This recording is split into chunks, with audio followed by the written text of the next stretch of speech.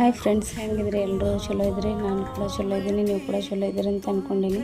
ಇವತ್ತು ಹೊಲಕ್ಕೆ ಹೋಗಿದ್ದೆ, ಒಂದು ಅದೃಶ್ಯವಾದ ದೃಶ್ಯ ನೋಡಿದೆ. ಈ ಪ್ರಾಣಿ ಪಕ್ಷಿಗಳಲ್ಲಿ ಎಷ್ಟೊಂದು ಪ್ರೀತಿ ವಾತ್ಸಲ್ಯ ತುಂಬಿದಂಥ ಪ್ರೇಮ ಒಂದು ಈ ಹಕ್ಕಿಗಳಲ್ಲಿ ಕಂಡೆ ಫ್ರೆಂಡ್ಸ್. ಇದೇ ಥರ ತಾಯಿ ಪ್ರೀತಿ ಕೊನೆ ಇರಲಾರ್ದ ಪ್ರೀತಿ ನೋಡ್ರಿ ಫ್ರೆಂಡ್ಸ್.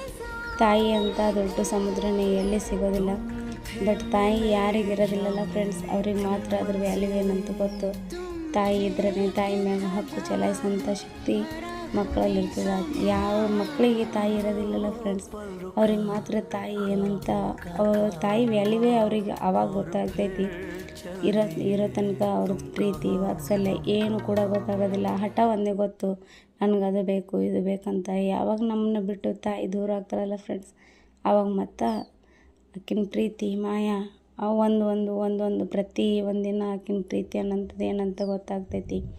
ಅದೇ ರೀತಿಯೇ ಹಕ್ಕಿ ಕೂಡ ನೋಡಿ ಫ್ರೆಂಡ್ಸ್, ಎಷ್ಟೊಂದು ಬಿಸಿಲಿದೆ, ಬಟ್ ತನ್ನ ಮೊಟ್ಟೆ ಮೇಲೆ ಆಗಾಗ ಹಂಗೆ ಬಂದು ಕೂತೈತಿ ತನ್ನ ತಾಯಿಗಾಗಿ.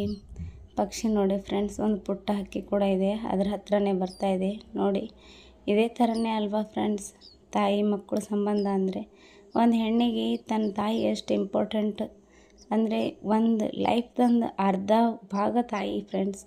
ತಾಯಿ ಇದ್ರೇ ಹೆಣ್ಣಿಗೊಂದು ವ್ಯಾಲ್ಯೂ, ಹೆಣ್ಣಿಗೊಂದು ಗೌರವ, ಹೆಣ್ಣಿಗೊಂದು ಪ್ರೀತಿ.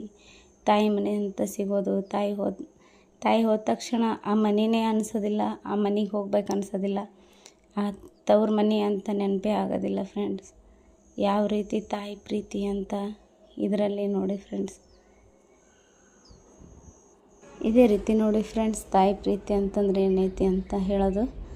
ಬಟ್ ಯಾರು ಇರ್ತಾರಲ್ಲ ತಾಯಿ ತಂದೆಗೆ ಚಲೋತ್ನಾಗ ನೋಡ್ಕೊರಿ. ತಾಯಿ ತಂದೆ ಬಿಟ್ಟು ಹೋದ್ಮ್ಯಾಗ ಏನು ನಮ್ಗೆ ಪ್ರೀತಿ ಮಾಡೋಂಥವ್ರು ಎಲ್ಲರೂ ಸ್ವಾರ್ಥವಾಗಿರ್ತಾರೆ.